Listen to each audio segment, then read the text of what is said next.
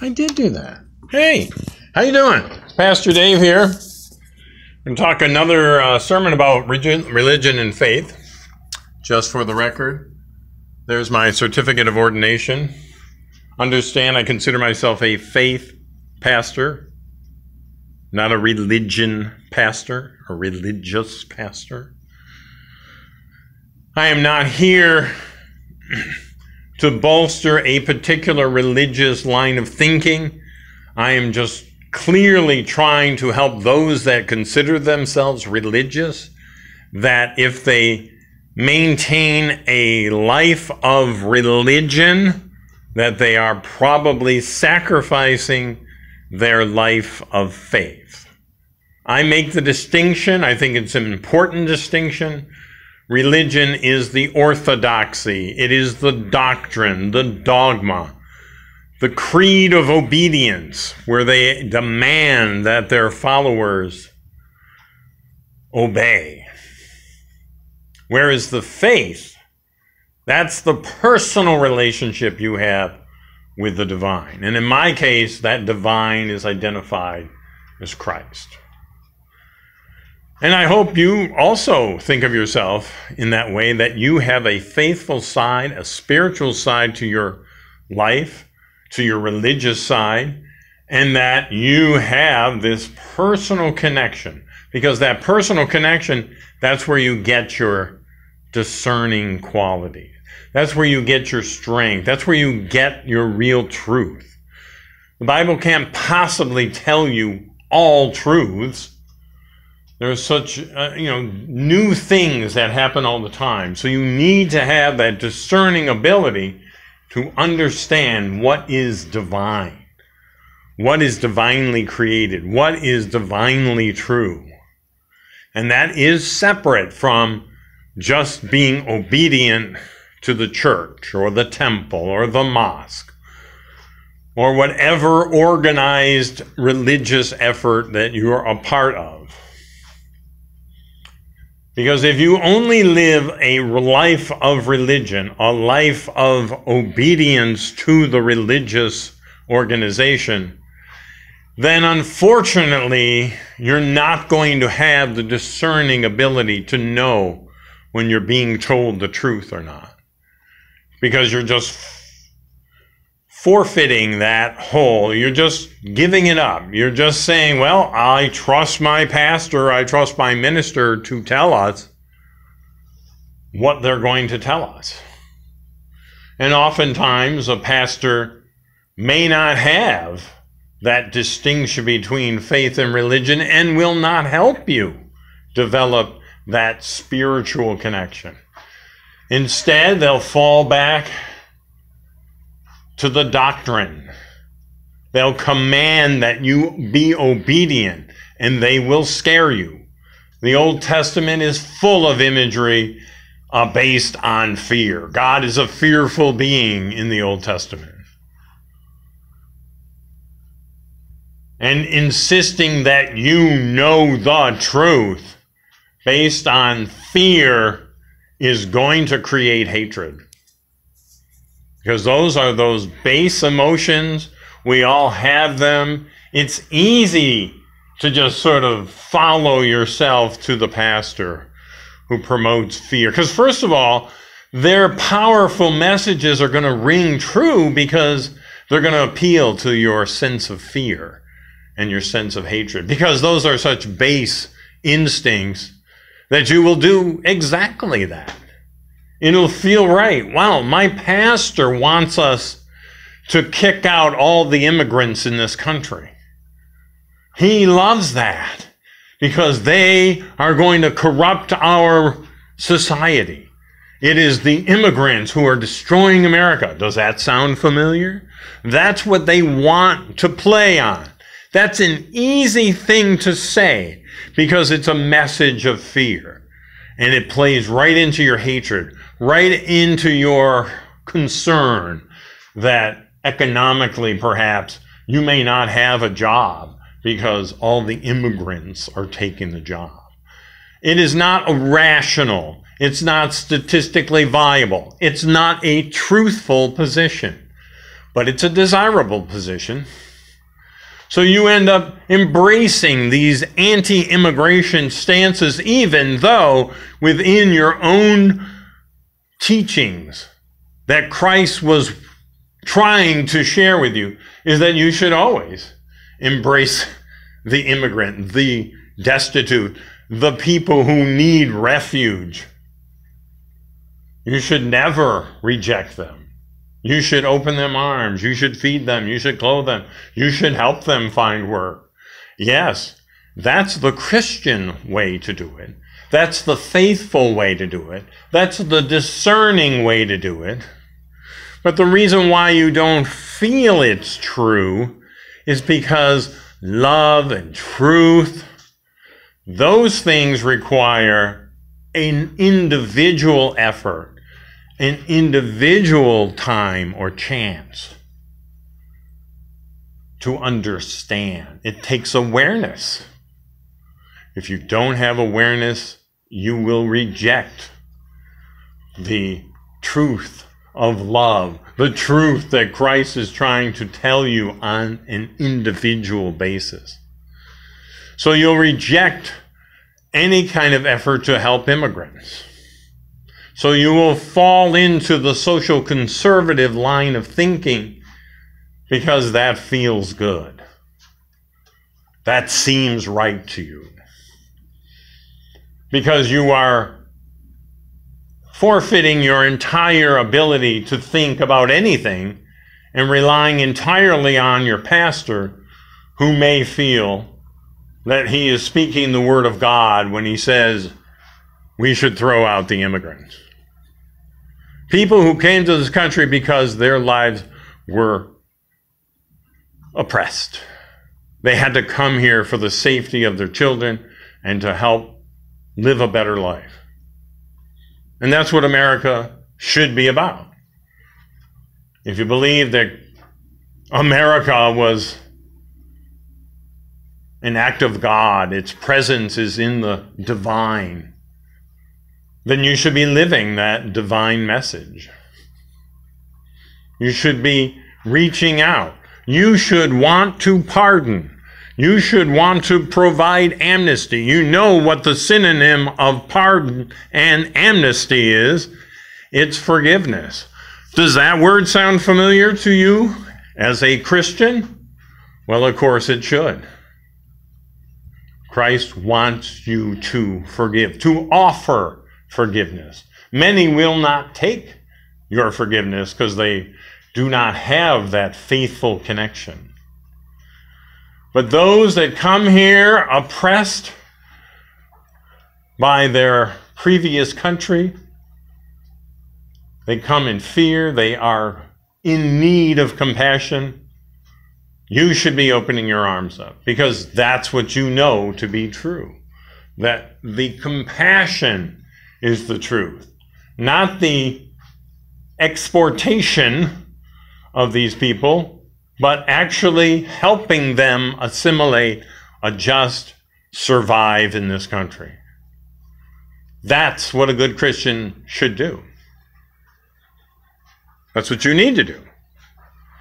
You should want to do that because it's in your heart.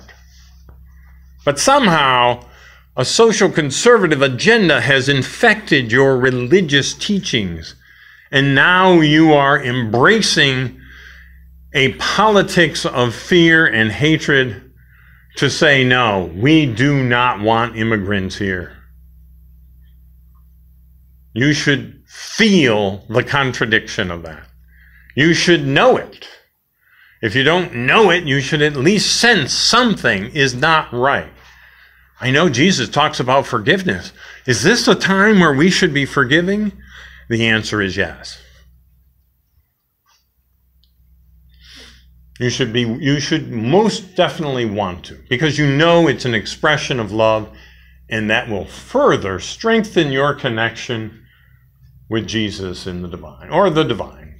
Again, Jesus is not the only connection to the divine. I want to make that clear. The divine happens all the time, and the connection to it everywhere. There's no monopolizing of the divine through Jesus only. That's another one of Christians' mistakes. That not only do they think they're thinking the right thing by, for example, kicking all the immigrants out, but that somehow their way of thinking is the only way of thinking, or their way of believing is the only way of believing. And that there's no way that anyone else could ever have a divine or spiritual sensibility because they don't have Christ. And I'm questioning whether you have Christ in your heart if you have this kind of social conservative agenda to reject immigrants, for example.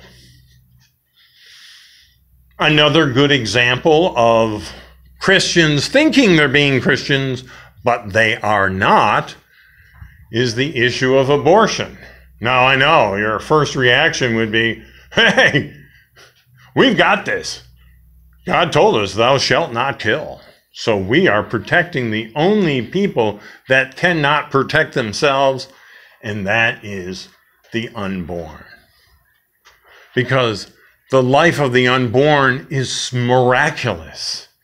And we can pit all of our hopes and dreams into hoping that when they are born, they will live and become great human beings and will help us become better human beings. Except you don't want to help the baby once the baby's born. You only want to help the baby so the point that the mother does not kill the baby. That's a problem.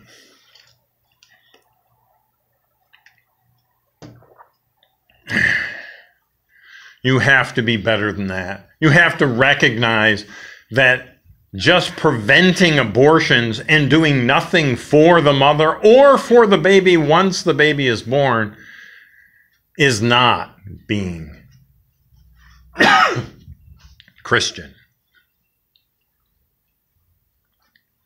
This is not something that you should feel is right. You should be intensely invested into the mother's life as well. You have to help her choose. Why would a young woman who is alone, is poor, has no money, no prospect of job or education, ends up getting, who knows, raped by her uncle or something horrible like that, she has to make a decision. And guess what?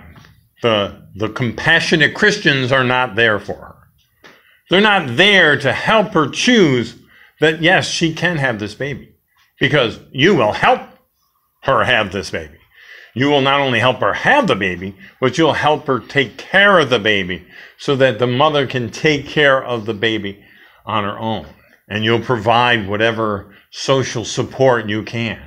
But apparently that's an offensive idea. Providing proper health care, providing job opportunities, providing proper education, provide proper health care for the child once the child is born is all somehow anti-Christian to you. Does that even sound right? Where's the compassion? You should be so glad to help a young woman. And you should be there for her. Don't make her feel guilty. Don't trick her into just keeping the baby just long enough so that it now becomes illegal for her to abort. I mean, the whole political effort of just denying health care, of just rejecting, making it impossible for a Planned Parenthood or any of these clinics that do provide abortion, but they also provide other things, including health care, real screening, not just ultrasounds to try to guilt the mother into keeping the baby. And don't say that the mother's going to be damned if she chooses to kill her baby. You can do better than that. That's ridiculous. Again, since you only know obedience to the religion and you only know that fear is the energy of the ministry, then yeah, I'm not surprised that you would use fear tactics to try to keep the mothers from aborting their babies. It's wrong. As a Christian, you should feel that it's wrong. As a Christian, you should want to do everything you can to help the mothers. You should want that. You should clearly want that. That's what's best for everyone. You'll get to exercise your good grace. You'll be acting well on behalf of another human being. You will feel that power of your faith, that power of your connection to the divine, actually be more intense. Just get a little more light. That's what we have to say about abortion. Do not be an anti-abortionist. Be a pro-lifer and really care about life. And that really should extend, that whole pro-life argument should extend to everything you do, especially politically. You should definitely be anti-death penalty because you're pro-life. You want people to live. All lives are supposed to be miraculous. But apparently you only let the miraculous happen until the baby's born. Then the baby's on their own. And if they become part of the criminal system, well, that's that. Hey, we gave you that chance. We know what we can do for each other. There may be some people we cannot help. I mean, I can't imagine what effort. Charles Manson survived. He did not. There was no death penalty. He lived out his life in the delusion that he lives. But, hey, you never know. Maybe he would have had a come to Jesus moment and he could have really provided some real insight into his own mental perspective. But it didn't happen. But I certainly like the idea that we allow reform to be available. Again, it's like just the concept of forgiveness. Forgiveness should be made available. If the person can recognize and then come to an intense desire to receive your forgiveness, then that's a powerful thing that happens. And that really can't happen if we're killing people, if we're jailing people just because they smoke marijuana or something. Those are not ways to do it. What you could do is provide somebody who does have a problem with drugs, you provide them with health care.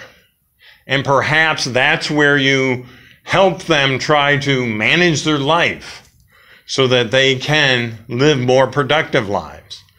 More Christian-centered lives. Lives where they can connect to the divine and they can feel the personal power within that.